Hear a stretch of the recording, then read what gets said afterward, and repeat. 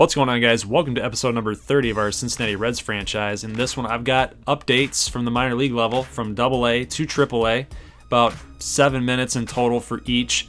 And then I've got the Reds' final game against the St. Louis Cardinals to finish off their 7-game homestand to start off the season. So you guys can see Ray Villalobos, one of our top picks in last year's draft, actually pitched really well. Gave up 2 runs. There were 2 earned on the game, so he pitched really well. 6 2/3, 4 strikeouts.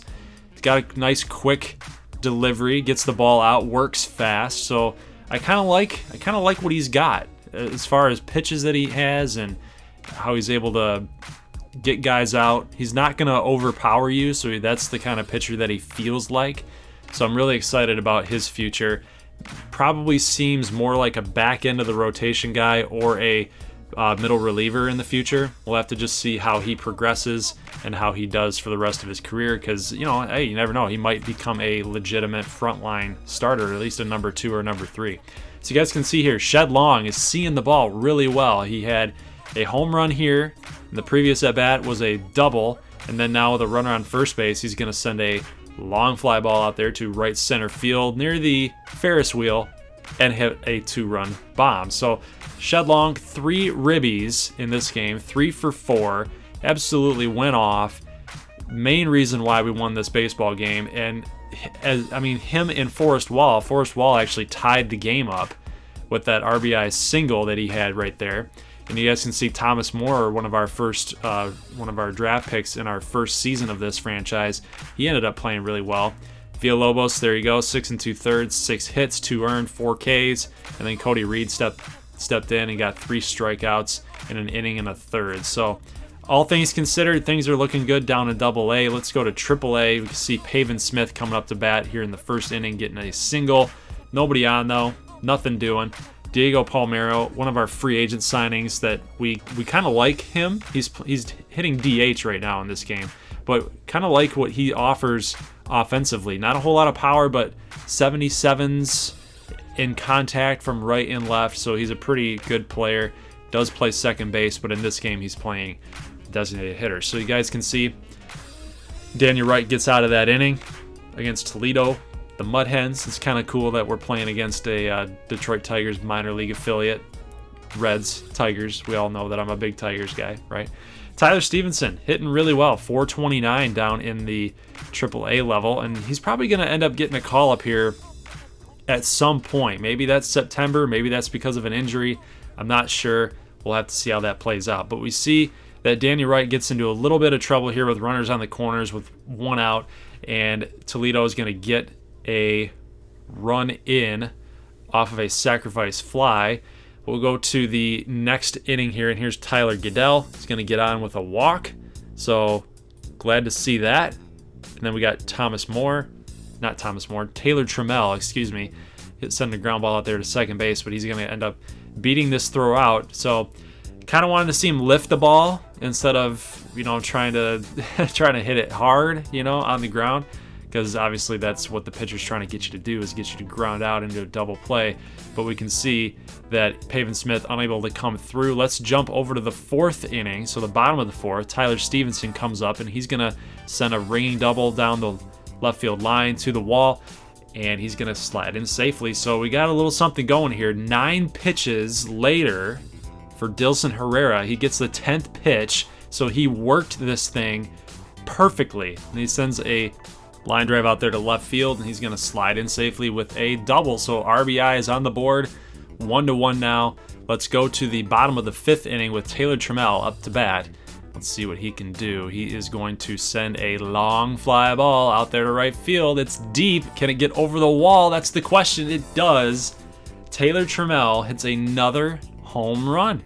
There's just something about this guy, his batting stance. It might be something like that, but when that pitch comes in, that high and inside pitch, I just love hitting with Taylor Trammell. The guy is a beast.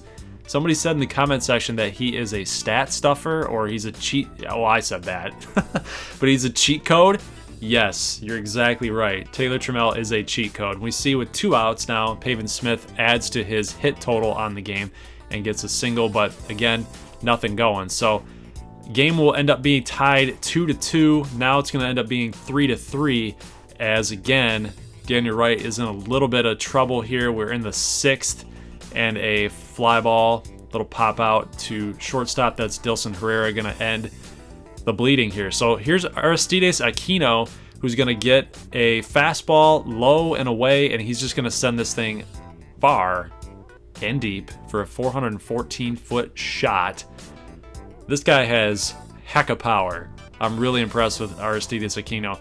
The funny thing is that the pitch previous to this, he swung at a slider that he looked absolutely ridiculous at it. So his timing was way off, and then he tries to come back at him with a fastball, and there you go. So he puts it in the seats. Here's Blandino.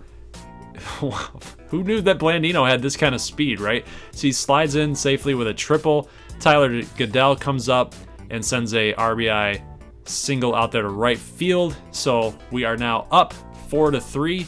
Here's Pavin Smith with a runner on. It is the bottom of the 7th now. I think that's Trammell at first. And then look at this moonshot by Pavin Smith. He is actually going to hit the pole. It's going to bounce back in the field of play, but nothing you can do, man. 6-3.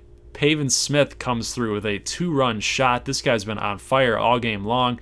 I believe he's like 3 for 4 now. I believe he's 3 for 4 so far in this game. And this thing is going to be pretty much put out of reach with that home run. Or should I say, this home run. 7-3 now after Tyler Stevenson sends a deep fly ball out there to left field. Nobody's going to get that one. That's a moonshot as well. 371-foot bomb by Stevenson. So this middle of the order for the bats really coming through here. Taylor Trammell leading us off. Defoe, I think, had a base hit at some point too to start moving some runners around. So this 1 through 5 for the Louisville Bats is doing some work.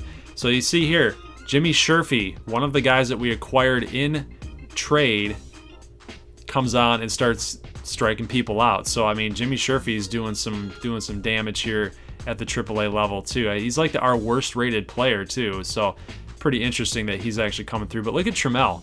Just want to show you guys what Trammell can do. He sent a line drive out there to center field and slid in safely with a double because the center fielder could not make an accurate throw. Like, that just shows you what this guy can do. Here's Pavin Smith, though, going to come in and get a RBI single back up the middle. So he scores Trammell. It's going to be 9-4 at this point. Look at that beautiful, beautiful swing by Pavin Smith. I love this guy, man. And I know you guys too. I think you guys are coming around to him. And here is 2 outs in the top of the 9th. And we still got Jimmy Sherfy on. Trammell takes care of business. So guys, Bats win. Let's take a look at the Reds against the Cardinals. It's time for baseball on MLB Network. Today it's the finale of this 4-game set between the St. Louis Cardinals and the Cincinnati Reds. All right, guys, let's get into the major league level here. We got Sal Romano, had 7 innings with 6 strikeouts, only 1 walk allowed. No, he didn't get the win. He got a no decision in that game, but pitching really well. And I think he might be on his verge of pitching really well in this game if he starts getting more calls like that. So 0-2 on Colton Wong, the Cardinals leadoff hitter, and he is going to send a ground ball out there to Scooter Gennett to get the first out of the game. Gotta like that. Quick work. 0-2 on Dexter Fowler, and he's going to swing and a miss at a 94-mile-an-hour fastball. Now we get Tommy Pham. Really good hitter. Guy that kind of bloomed a little bit late, and he's going to send a line drive out there to right field. Schebler cannot handle it. So what looked like it was going to be an easy inning, a cruising type of inning, Pham kind of extends this thing out, and now we got Paul DeJong to worry about. After that double by Pham, 2-1 count, fastball on the outside corner, and he's going to send a line drive out there to right field in the corner of the right field line, and after another double, so back-to-back doubles, and the Cardinals are up now 1-0. That's all they're going to get, though. Let's go to the bottom of the first against Miles McCollus. Actually pitched out in Japan, and now he's coming back here in real life in 2018, pitching for the Cardinals, and actually pitching really well too. I wish I had him in fantasy. But let's take a look at the Reds lineup here. Billy Hamilton is getting the day off, and we're putting Peraza in center field, and we've got Senzel at short, and so is Tucker Barnhart is out for this game as well. Just getting some rest. Last game, get a day off on Monday, I believe, because this is a Sunday game. So we're just getting guys breathers. You can see Votto's stats there on the season so far. He's raking it, guys. Over 400 batting average right now. Hitting for power, getting on base, and doing stuff like this, guys. I thought this ball was out, but it's going to be off the base of the wall. Probably could have had a double there, but with Pham's arm in center field, I didn't want to risk that and end the inning, especially with a good hitter like Jeanette coming up. But he's going to send a fly ball out there to Fowler in right. So the first inning is going to be over. Reds can't do anything. 0-2 count in the top of the second, and Romano is going to get Yadi Molina to strike out. So again, the strikeouts are coming for Sal Romano, and this is a really, really good thing, because as a number 5 guy, if he can keep pitching like this, you know, the wins are going to pile up for him. So we definitely want to get that momentum going for him, get that confidence streak going, and just keep that hot streak going, guys. That's what it's all about, right? Schebler with a double with 1 down. Look at the pitch count, by the way. I want to show you guys this.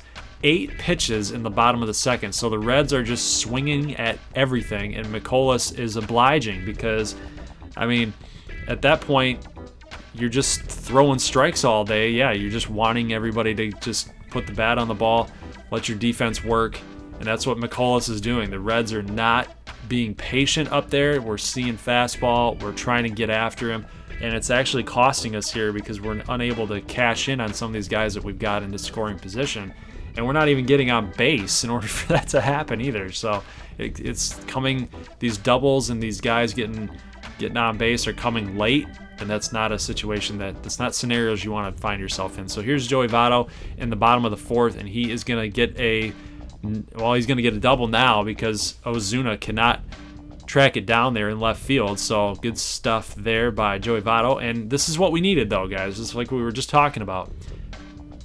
We don't have any outs so far in the inning, and you guys can see Scooter Gennett gets hit with the pitch as he swung. That used to be called a strike, but as you guys see here, a ground ball by Schebler. Not the neighborhood play. So Matt Carpenter throws shortstop off the base there. It's not the neighborhood play because, you know, the throw is offline. You can't give it to him there. So the bases are going to be loaded with 1 down with Jesse Winker up to bat. He's hit a lot of grand slams for the Reds in real life this season, but ground ball there to Carpenter, going to go to Yadi. Yadi fires back to Carpenter for the double play to end the inning. So McCollus gets out of a little mini jam. Kind of sucks, but guys, what can you do? All right, here we go. Top of the 5th inning, and a little bit of trouble, but Senzel able to get there. That's 2 pretty fast guys out there. Center field, Peraza, and shortstop, Senzel. Those guys are very athletic, so I'm not surprised that both of them were there in that spot of the field to try to make a play. But great play by Senzel, trying to get somebody in scoring position, and it's not going to happen as Peraza tries to steal that base on Yadi or Molina, and you guys know how that usually works out. It doesn't. So here we go. Pham with 2 outs and a runner on first. 70 pitches thus far for Romano, and a little lazy little looper over Votto's head is going to send runners to the corners. And then Schebler coming on here makes a great read to get the Reds out of this inning. Let's go to the bottom of the 6th inning, and Votto sends a fly ball out there to Ozuna and left, but he probably could have caught that if he dove. So I'm not sure why he didn't make an attempt on that, but with 2 down and Votto at first, Suarez going to send a long line drive out there to center field, but Tommy Pham is there to make a play. Top of the 7th inning, 77 pitches in, and Jed Jerko comes up and he does that. Ouch. Is that going to be the backbreaker, guys? Ay. So a solo home run given up by Sal Romano, 78 pitches. Just get him out of this inning. let him work through it. Probably going to the bullpen here in the 8th, but got to get out of that inning. And we do. You guys can see Jesse Winker getting a base hit past Colton Wong. So still, McCollus, 45 pitches in the 7th inning. Like, this whole entire game, we were just swinging at everything he had, which is obviously not a good strategy. So we got 7, 8, and 9 in this inning. And Chris Stewart, not known for his offensive prowess, gets a single here. So we really needed that. Wanted to stay out of the double play situation. And now with the pitcher spot up, Sal Romano's day is done. We're going with Tommy Joseph, who does have that power, whose job is to pinch hit for this team. And what's he going to do, guys? He's going to get a fastball high and inside. And can it stay fair? He thinks it is. And it does. A line drive shot. A 3-run home run for Tommy Joseph, and McCollus' day is going to be done, even though he had 49 pitches in the 7th inning. That's the most efficient pitching start I've probably ever seen. But the Reds are going to take the lead here, 3-2, and then we turn it back over to the top of the lineup, and let's hope we can do some more damage.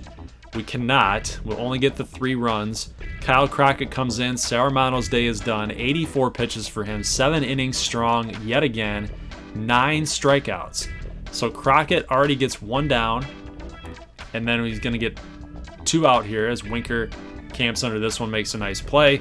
And then we've got, I believe that's Dexter Fowler. That does look like his batting stance. He is a switch hitter. And then we've got Schebler tracking this baseball down into the right field corner. So good job. Good job. Good job. So let's go now to the bottom of the 8th inning, where we've got to possibly we got to get some more runs, guys. And Scooter Gennett is going to come up, and he's going to send a home run to right center. That's a heck of a shot right there. That's crazy. It's insane. Do we have anything saying how long that was? I don't see it yet. Nope, we don't. But that was in the double decks up there. Upper decks, way, way, way back. So 4-2 lead. Michael Lorenzen going to come on in the top of the 9th inning, and he's going to get DeYoung to strike out. There is a man on first base, though. That is going to be very, very important. So here's Matt Carpenter, who obviously can put the ball out of the ballpark, but he's going to strike out on a nasty, nasty slider, and he knows it. He says, okay, that was a good pitch. So here's Jed Jerko, the man of the hour, the man of the day here, who hit that solo home run to put them up 2-0, and now he's going to tie this game as Michael Lorenzen gives up the 2-run home run. That sucks. That hurts. That really hurts, because we're right on the verge of winning this game outright, 7-3, or 7-2 actually. That hurts. So now it's 4-4. Go with Jose Leclerc in the top of the 10th. So the bottom of the 9th inning, we did not scrape across any runs there to win the game. And Votto is going to get a line drive right at him. So end of the top of the 10th. Let's go to the bottom of the 10th, where we've got our middle of the order. So that if there ever is a time to win it, it's right now. So here's Greg Holland. It's been in 6 games thus far. We've played 9. So he's definitely been used quite a bit so far early on in this season. So hopefully we can get one pitch in this at-bat where he leaves one hanging and we can send one out. Did I foreshadow it a little bit, though, guys? Boosh! Joey Votto sends a long fly ball out there to right field, and this baby is gone. It's going to go off the foul pole. I don't know if you guys saw that. So Votto acted like he got all of it, and he was positive it was a home run. If there was anybody that would know he hit a home run, though, it's Joey Votto, with no doubt, right? Even if it's off the pole, he knew it wasn't going to go foul. But look at that, guys. The Reds win on a walk-off, much-needed victory. It's going to go to 7-3 so far on this young season. Everybody pulled their weight. Sal Romano pitching really good out of that 5 spot, guys. I will see you guys in the next Reds video. As always, peace.